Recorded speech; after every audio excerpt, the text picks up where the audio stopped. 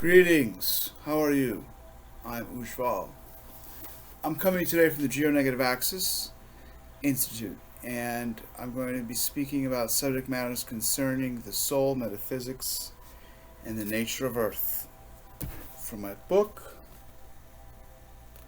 which you may not be able to read, but it's basically Code of Earth's Creational System, Geo-Negative Axis.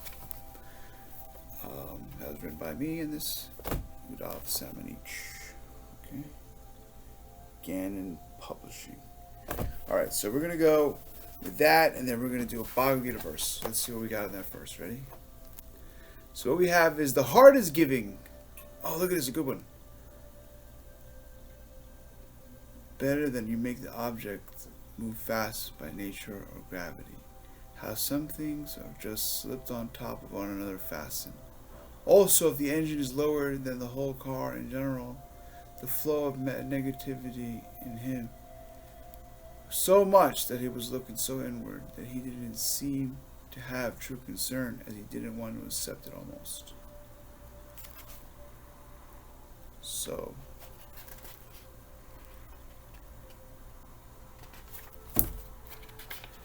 okay, so the heart is giving a living spark. So this is about Sridhar Maharaj. So Sridhar Maharaj actually, basically what this is talking about is that the soul, the flow of negativity, it was such a, he was so much involved into his spiritual matters that he didn't really give the scientific aspect. There's a scientist and there's philosophy, metaphysics, right? So philosophy can get so deep that we don't even pay attention to science. We don't pay attention to the awe and reverence, the details, right? Of how great things are, right? That's also a lesson we need to learn. How great God is. How great God is only goes to a certain point. God appreciates it, right? He'll appreciate your prayers. But more so, God appreciates your, your love. Your allegiance versus defiance. Your alliance, your reliance and alliance, two of them. Reliance, alliance.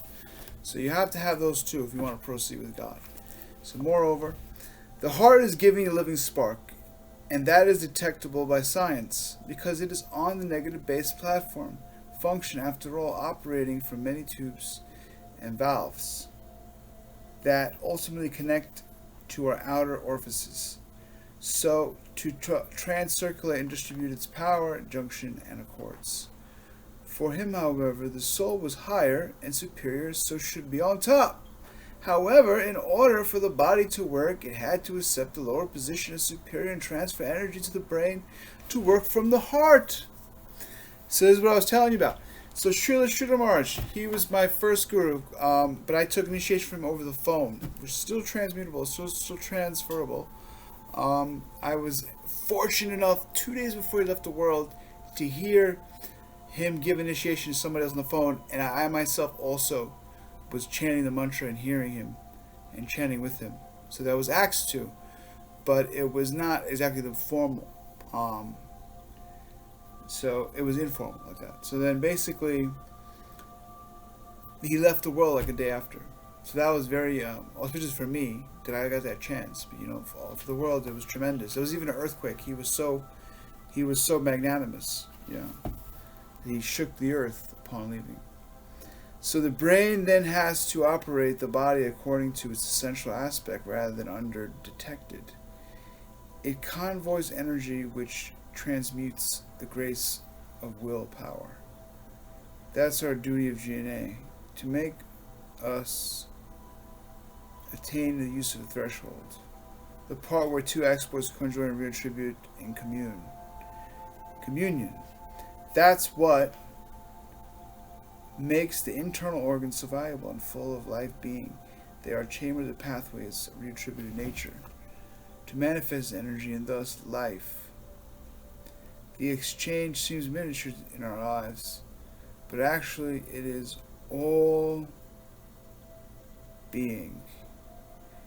It's what allows one to exist. The negative pass off, the organs manages the others and manifests other interlocked and woven as it corresponds to the brain's demands.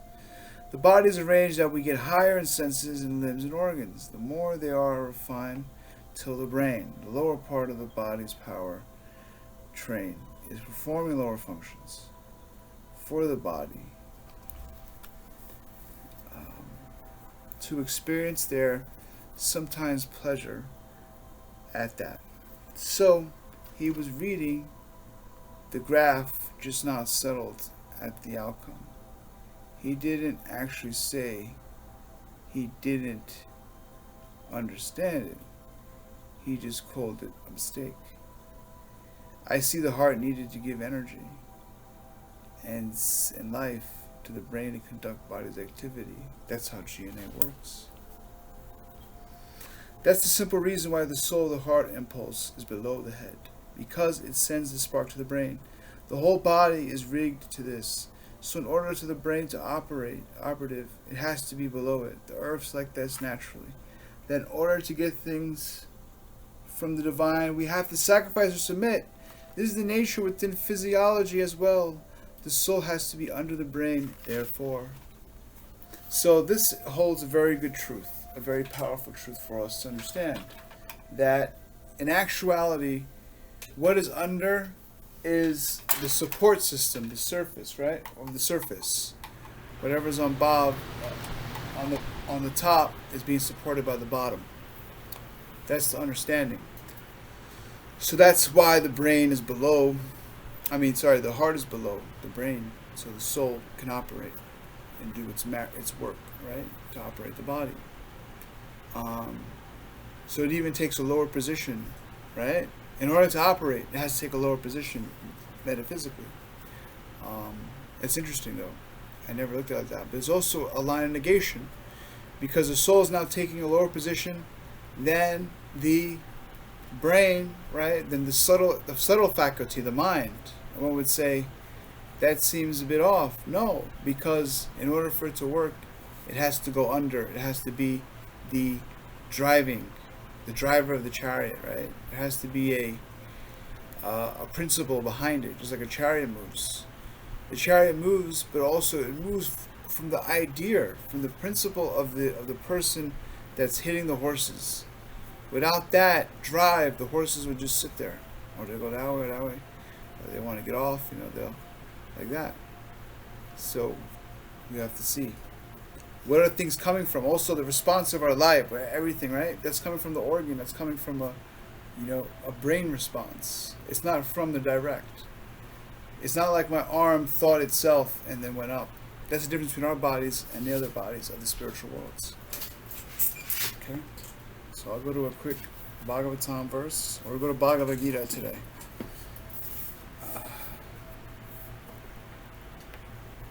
Om Namo Bhagavate Vasudevaya, Om Namo Bhagavate Vasudevaya, Om Namo Bhagavate Vasudevaya.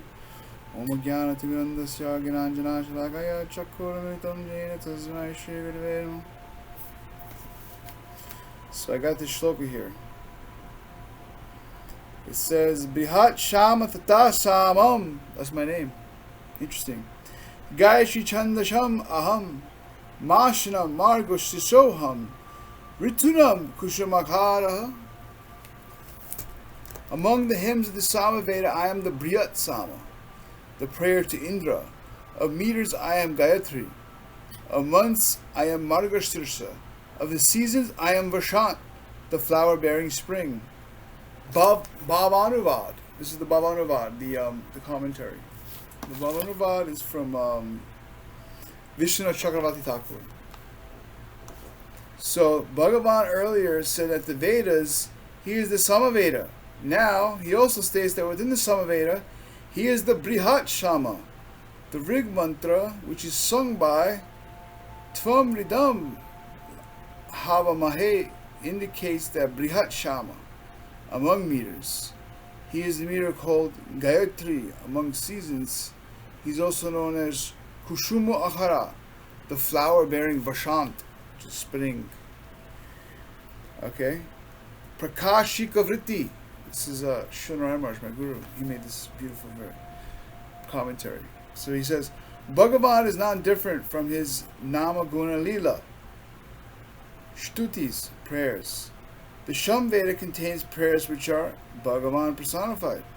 It is therefore accepted as the best of the Vedas and is known as Vibhuti.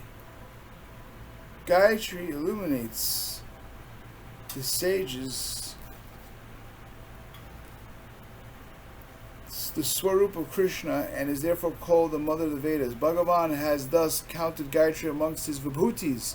Among the 12 months, he says that Margashirsha is his Vibhuti. The month is neither too hot nor too cold, and his various activities are performed.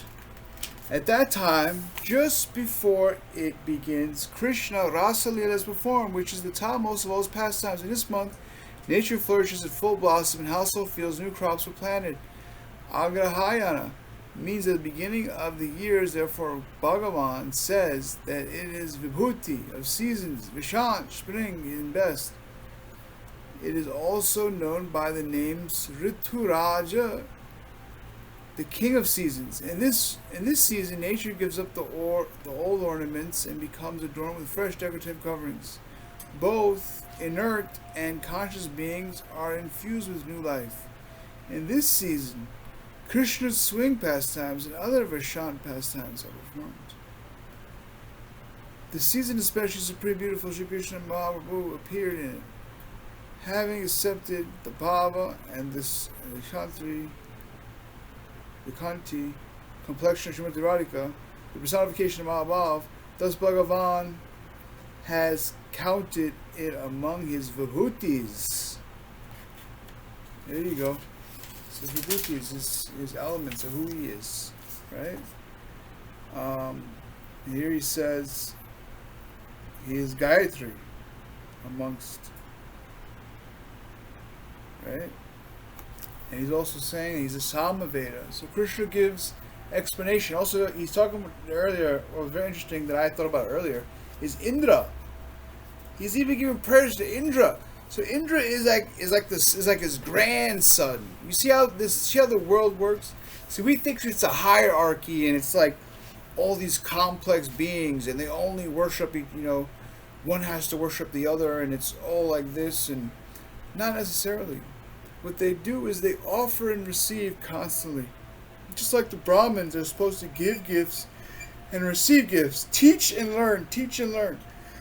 Like that too. They're supposed to teach and learn amongst each other. And gifts they're supposed to get. They're supposed to get all the gifts they're supposed to get from the Brahmins. And then the Brahmins are supposed to give others and give instructions when they give them. What to do with it. And this is how society becomes great. That's how it used to be. Instead of the kings being hoarders and just giving to the wrong people or just giving for band-aids, stop that, give for that. They prevented things by just giving to the Brahmins so that they could give and do naturally. And now they have something like that, which is, a system that they give the teachers, they give, the faculty and like that. And they try to do it, but it becomes so mechanic, so like application, so like this, so many, it's got to be, you got to say this, you can't do that. And then now they even switch the rules. You can do what you couldn't do. And now it's all, so really we have to find what's real knowledge, what's real information overall. And this is a good start, understanding the Sastra and other things. So I'll leave you with that. And if you understand things, basically we went through, Krishna's giving worship to Indra. So that's one thing I just wanted to mention, that was what he's giving homage to Indra. So Indra came after him. He's like a grandson almost, right? Like the son of a son of a son. Really, from Vishnu, from all his expansions to his expansion, and then comes Indra in this world. But he's even given Indra, his prayer, if he's to give anyone, right? The king of heaven. So there's also heaven in this world, right? If you think about heaven on a mundane platform, only you're going to get a mundane God, and that's Indra. He's not mundane, he's a great devotee, but he's not God. And the sensual pleasures that he has and the stuff that he has are more matched up with here. Whereas in Vrindavan Vrajila, it is just pure love. There's no demons to fight, there's no lessons to learn, there's no pure. So it's a little different. And this is why we have to differentiate and just try to go with Krishna, because Krishna is the pure, he's the origin of all this. By him we can render, we can be safe, Otherwise, if you worship this world and you're only glorious and you only want a mundane heaven, you're going to end up with Indra Loka, which is not the worst, but after you have the best things of this universe, you'll have to come back here and try again. You understand? It's just not always worth it. And there's more to it. You could do some research. But take care. Okay, Hare Krishna.